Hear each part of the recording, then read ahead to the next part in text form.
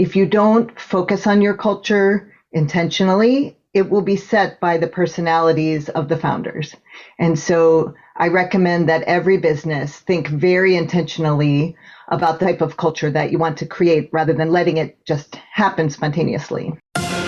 Expanding possibilities, the Mindset Zone.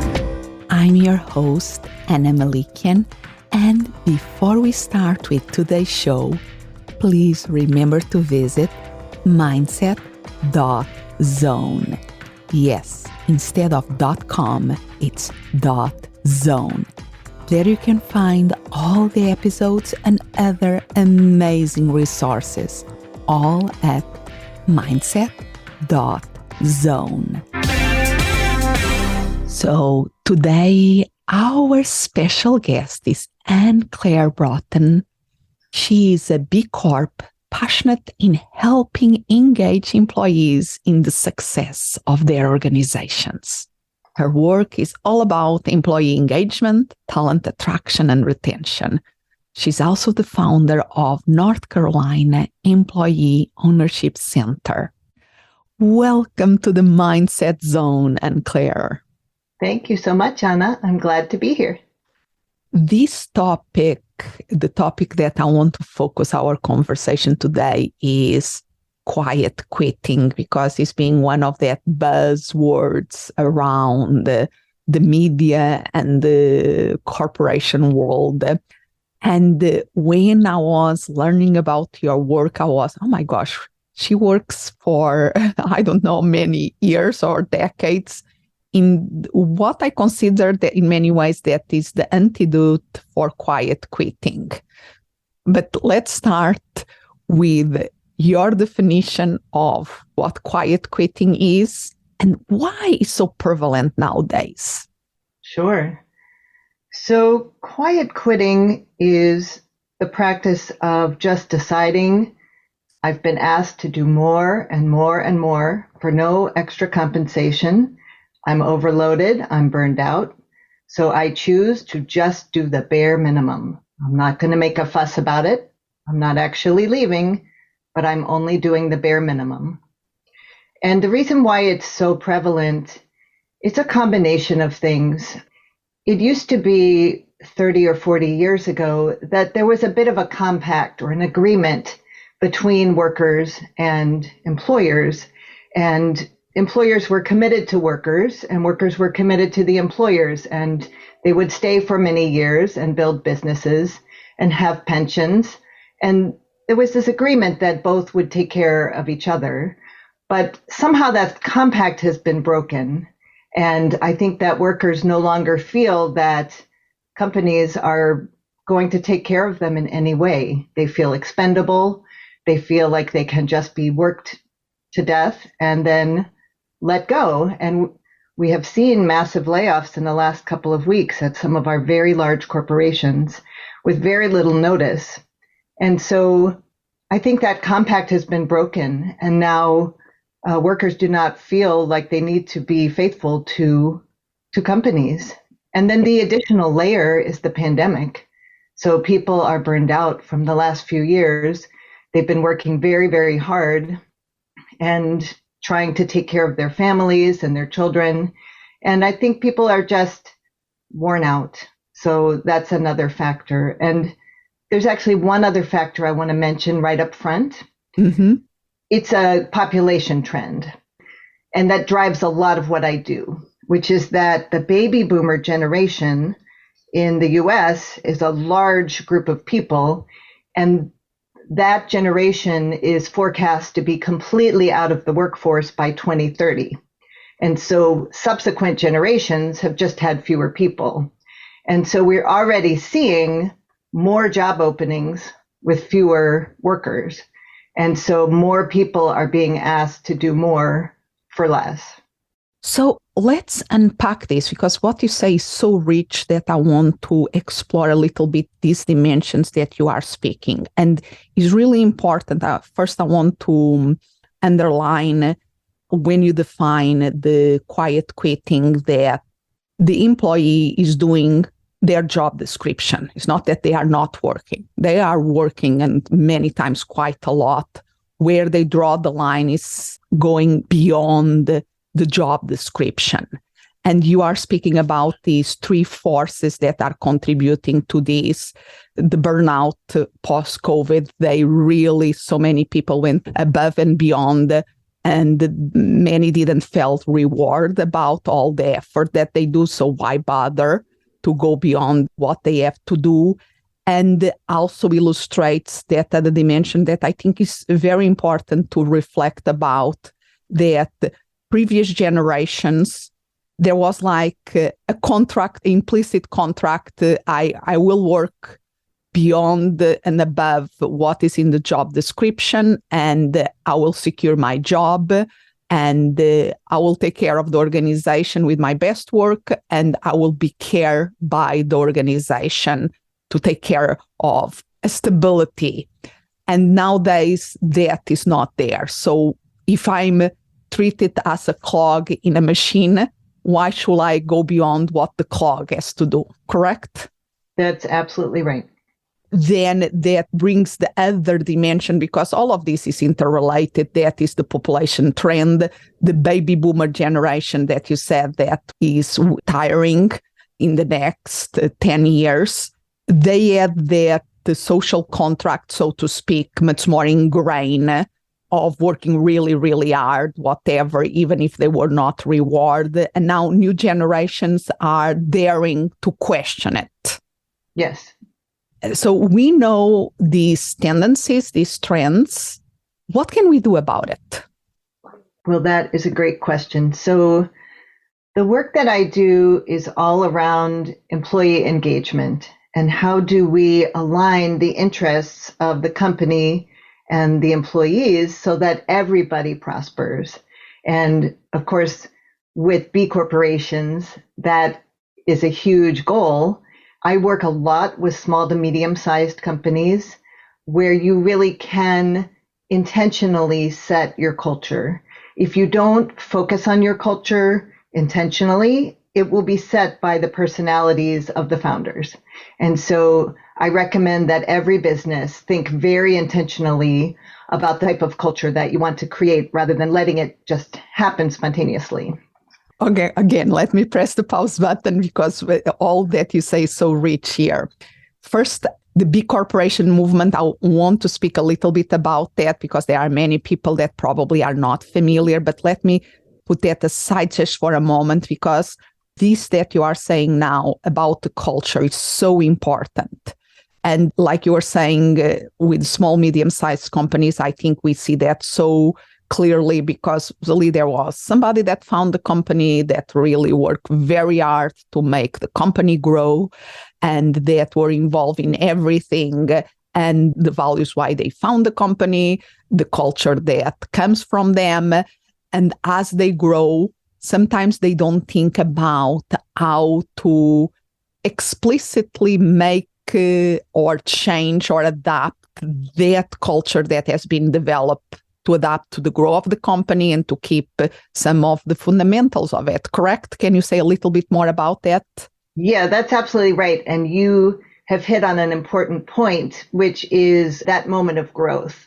Because when you just start a business, it's a little bit, I think of it as the Wild West, and you're just trying to get it done, find out if your customers want what you're offering, build a team, build some systems. But at a certain point, you have employees, you have customers, you're growing. So that's when you need to focus on three main things. What is our purpose? Why are we here? And then what is our vision? Where are we going? And then what are our values? And it's really good for the company to do this together so that everybody is bought in.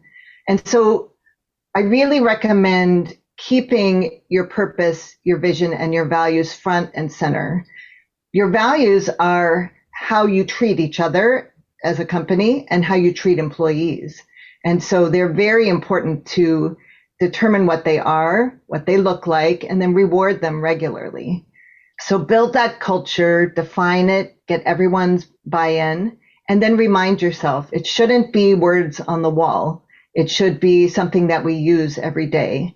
I have clients that read their purpose, their vision, and their values every day before they begin a meeting. They might quiz each other on it, and then they will reward each other for exemplifying those core values. Yeah, because I think there is a beautiful dynamic, or they say, when it's the starting of the company or that first phase, there is that startup. I think there is a certain energy of starting, of creating something new. The owners are extremely involved.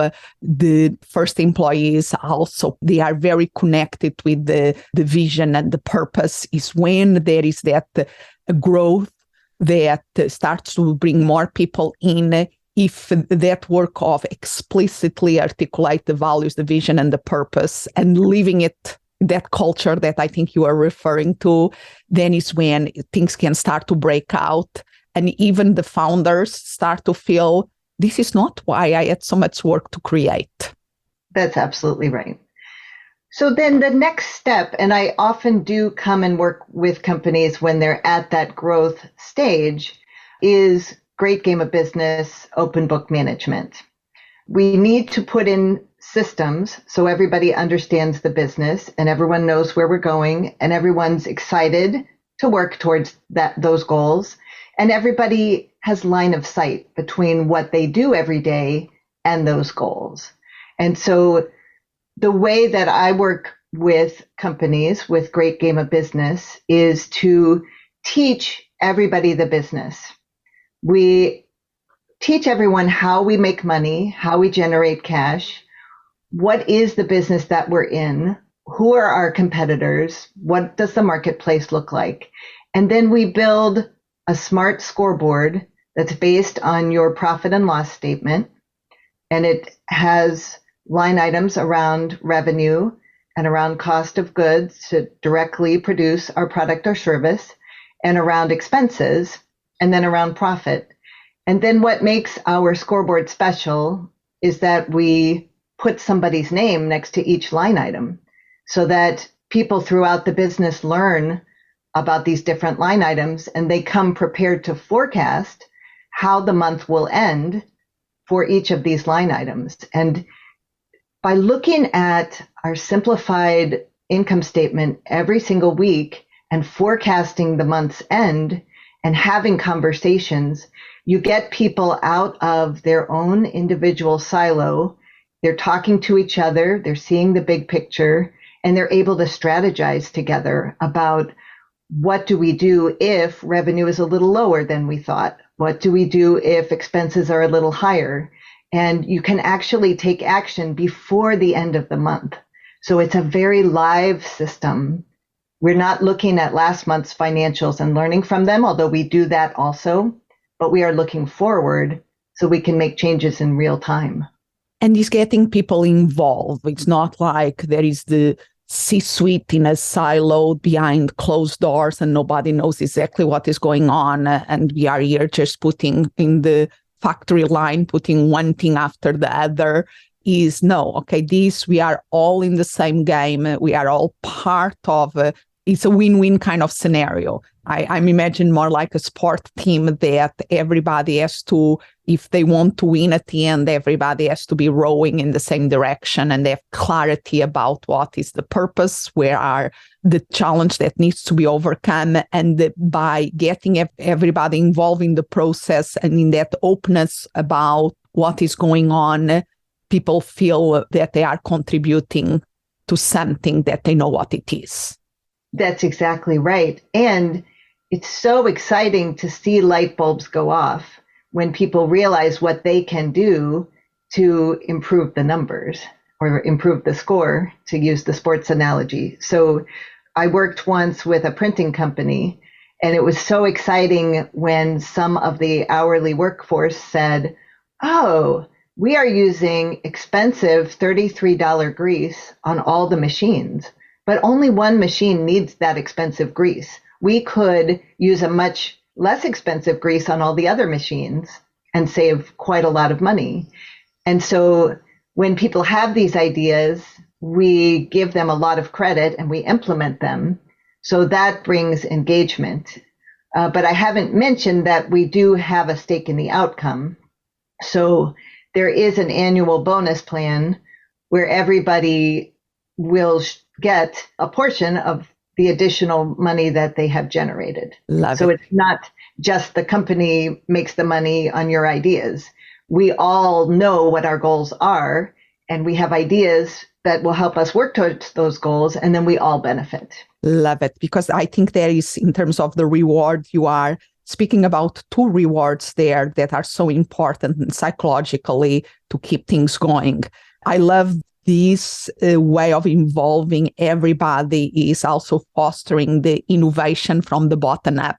They are there in the front line and they can sometimes have ideas that somebody in the other side is not aware, like the example that you were giving, and they were recognized for that ideas, and their ideas were implemented for the good of everybody. And because the recognition is really important, and there is also the financial reward through the bonus system. Absolutely right. And the other thing is everyone knows where we're going. Everyone knows our profit number for this year is X and our revenue number for this year is X. And they understand how they can contribute to hitting those numbers. And they know what the score is at all times. So I love this, and I love that you are helping companies doing this. But how do they deal the leadership? Because I love the principles. I love what you are saying. This makes totally sense. But I also am going to be a little bit the devil advocate. I'm the owner of the company. I love this. I bring you in. We implement all this culture. And then something like COVID-19 strikes or another crisis that strikes, that we have to rethink the business model or the strategy for the next year. And maybe we have to lay off some people or let some people, or we have to do something. And probably you have examples of this. In face of a crisis, when our decisions have to be made, how can the leaders of the company do our decisions and still keep that culture of collaboration, of involvement, of engagement there? Yeah, great question. So many of my clients who had implemented this system and had those weekly touch points in their, we call them huddles, they were very happy that they had implemented these before the pandemic, because having that weekly touch point to share the numbers with everyone, to share with everyone how they were conserving cash and how they were going to protect everyone's job and what they were doing to preserve the business, it turned out to be a very important touch point. And we say that it's important to bring information to your people or they will make things up. So you can really keep the fear at bay when you just are transparent about what you're doing to protect the business. Another thing I saw a lot of in COVID-19 and also in the 08-09 recession, companies where top leadership chose to take a temporary pay cut in order to protect jobs. And in one case, once things got better, frontline workers had all of their pay increased and the top leaders still had a pay cut. And one of the frontline workers went to the CEO and said, "When will you get your pay back? We would also like you to be paid your full amount." So that was very powerful to me, that not only were frontline workers thinking of their own well-being, but also of leadership. So it is challenging, of course, to be this transparent when things are not looking good. But it's a way to get everyone thinking about ways to improve the business. So a great example, in the beginning of the pandemic, a company that my colleague is connected to called Tasty Catering in Chicago. So they were committed to holding on to their employees. They were very transparent about how they were conserving cash. And they had people doing deep cleaning and doing things they normally wouldn't have time to do. They also had the idea for their drivers, when they would drive to deliver food to clients, to scout out businesses that had full parking lots.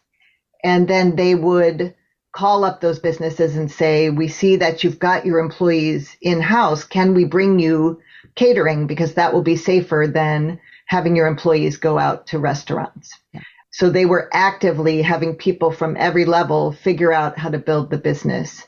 And then they also had a win wall. So during a time when things are hard, celebrating any win that you've got is really important to keep morale up. So I felt like they did all the things right during a really tough time.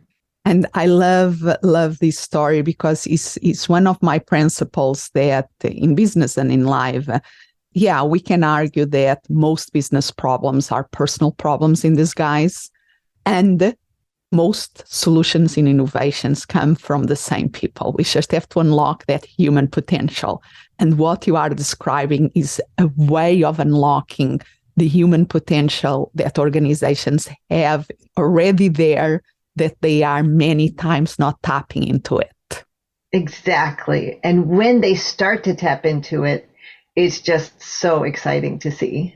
And it's a new way of doing things, and is treating things honestly as adults and believing in the good of the human nature, that if we foster it, it can come up. And this takes me to the B Corps, because the B Corporations is all about, okay, how can we use business as a force for good? How can we reinvent the for-profit to be a force for good? Absolutely. Yeah, using business for good. And the starting point is leadership. So you have to be willing to share information, and you have to believe that there is that human potential, and that if you teach your people the business, that they will share their good ideas back. And that if you trust people with the numbers, that they will really bring their great ideas to the table. But if you don't trust people and you don't share numbers, it's not going to work. And you have to be consistent, because people are skeptical, rightly so. So you have to introduce this system, trust people with those numbers, and consistently follow through, and not just do this for a minute and then stop, because that will leave your culture in a worse place. Yeah. It's a growth process to everybody involved. The leaders have to face their fears and make hard decisions and do some personal development in the process and leadership development.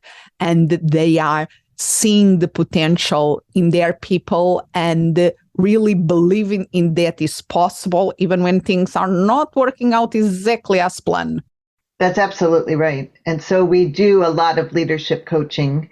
We coach people around some of our core values of vulnerability and humility, courage, servant leadership. So all that power is really important to see in a comprehensive way, all the work that needs to be done. And I'm curious about, because I think it's for people that are not familiar with the B Corps, and you being a B corporation for a while, tell us about why that is important to you and how that is maybe connected with your mission in terms of employee engagement. Great. So B corporations are committed to all of their stakeholders. So yes, to their financial stakeholders, but also to their employees and to the community and to the planet. And so that fits with the mission of Broughton Consulting, which is all around empowering and wealth building for frontline workers who have been traditionally left out of the economy. So I was very drawn to the B Corp movement because business doesn't exist in a vacuum. We do exist in communities, and we have great employees, and we have an effect on the earth.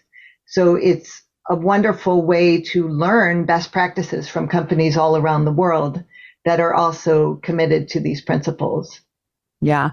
And for how many years are you a B Corp? Since 2017. Wow. And we have gone through one round of recertification. And this is also a very real certification. It is not greenwashing. It is always changing. So the B Lab community is very rigorous, and they're constantly reevaluating all of their metrics and learning things and pushing the envelope to hold our community to higher standards. So it was a very different process being recertified than being certified initially. And luckily, there are a lot of good helpers out there. There's companies that can help you be certified and help you learn some of the best practices.